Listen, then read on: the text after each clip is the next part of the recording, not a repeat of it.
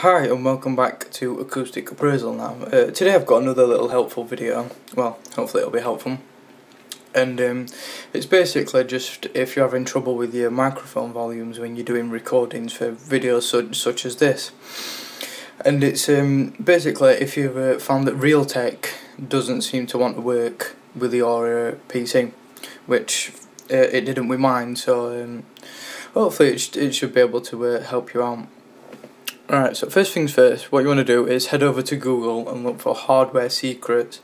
Now this little website, it just features a lot of downloads and stuff for troubles such as this. So then you want to do is open that website up, and what you want to do is click on the link that says motherboard. So get that open, and then what you want to do is scroll down to our most popular articles and look for how to find your motherboard's manufacturer and model, which according to their thing here is quite a popular issue. Right, so once you've done that, on the introduction page you want to scroll down to page 2. You don't really need to really read that because I'm going to be covering everything in this video. So as I said, just scroll down and go to page 2. Now the software that we're going to be downloading that will hopefully help you out is called CPU-Z, and it's just a really good little utility to have, and we'll talk more about that in a bit. So basically, what you want to do is in the first paragraph you'll see a little link, and what you want to do is just click on that, and that'll take you to where you can actually download it. So now on this, you've got another link which takes you to CNET, where you can actually get this software from. So when you're on CNET, what you want to do is just basically click download, and the software is free, which is always good. Right, so once your software is downloaded, what you want to do is in your downloads folder or wherever you've got your preset for your downloaded files, what you want to do is right click and run a scan. I mean, you don't have to do this, but whenever I download new software off the internet that I'm unfamiliar with, I always run a virus check just to make sure that it's not got any hidden viruses in the software. Now I've checked this one with Avast and it didn't bring up any viruses or any warnings, so it's safe to use. So then what you want to do is, after you've done that, is double click and install it.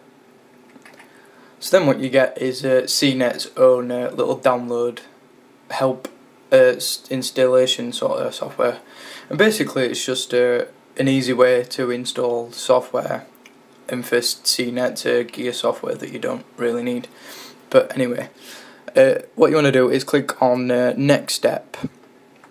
Right, so speaking of software that you don't really need, is something called My PC Backup.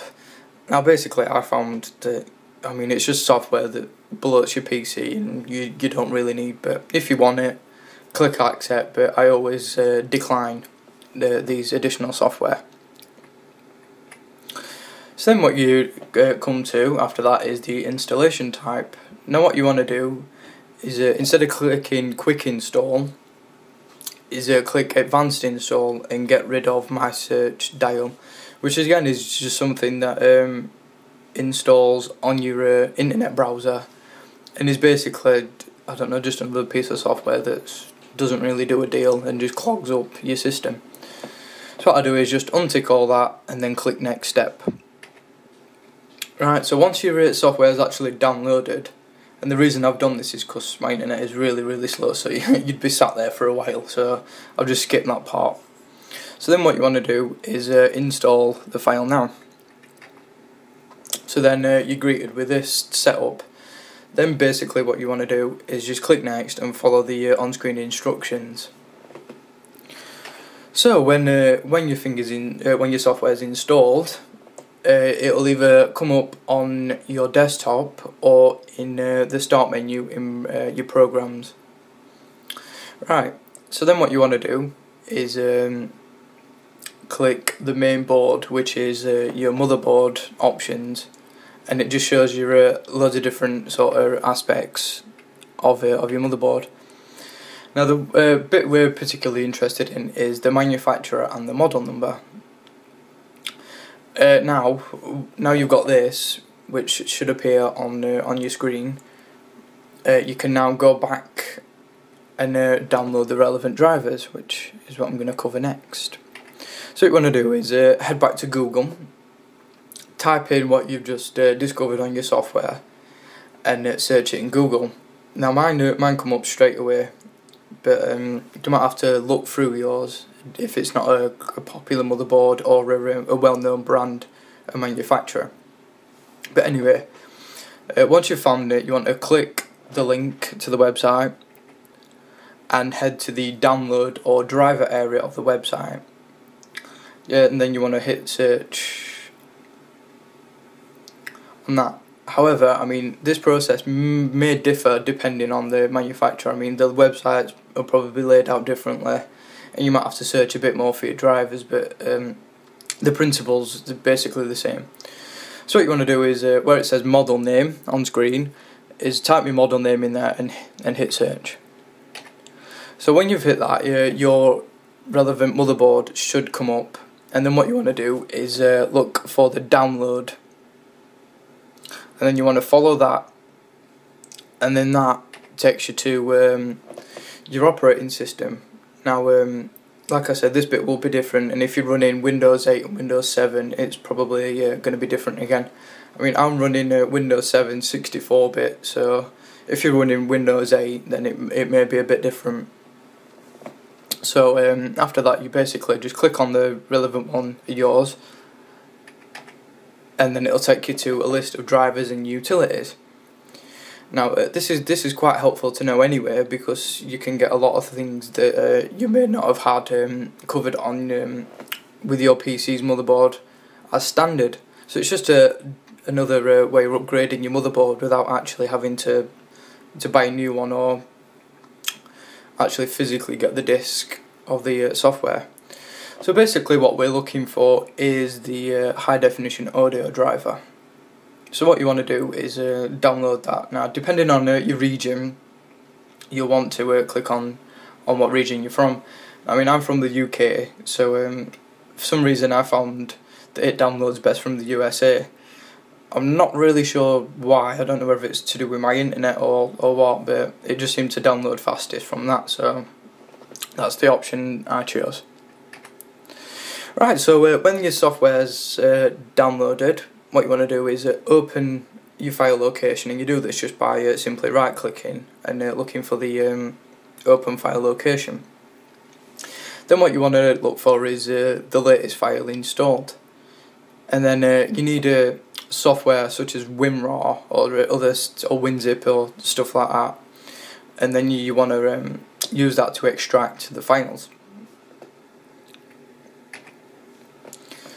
So once you've extracted that, you want to sort your files by date modified, and this will show you the last thing added, and basically then the last thing you've added should be the setup thing, so that that should be the last one modified. So then what you want to do is just click on the setup, and then again follow the instructions on screen, and it's pretty simple and straightforward to set up. So as with the other software, you should get an icon on the desktop or in under the Start Programs menu. So then what you want to do is open that software up, and it's sort of similar to Realtek software, but it looks a little bit different, and it works in a similar way, but for some reason Realtek wouldn't work for me. And maybe other people have had that issue as well, so this is just maybe your other option. So then what you want to do is hit the mic option on the software, and if your motherboard is an ASRock, you want to hit expert mode, and that'll bring you up a lot of different features for you to alter.